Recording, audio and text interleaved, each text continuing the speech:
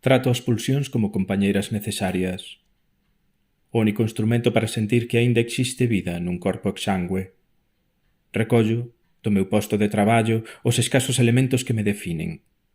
Eses obxectos comúns, dos que seleccionei no seu día apenas unha cor, unha forma particular, dentro das innúmeras formas e cores de fabricación en serie.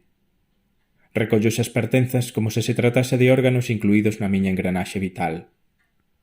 Saio ás carreiras para aproveitar a última raiola de luz natural que se perde aos poucos alén da liña do horizonte. Camiño entre as demarcacións destinadas aos meus pasos, nas rúas dunha cidade tan allea como descoñecida. Observo os elementos que escollín para pertencer a ese mundo tan distante, da man doutras e doutros que, como a min, circulan nun ritual de consumo antes de que a tea da noite chame polo descanso necesario, ao abeiro, dun novo día. O tempo filtrase nun sumidoiro estreito e escuro, na procura da luz que achega un vertido ilegal.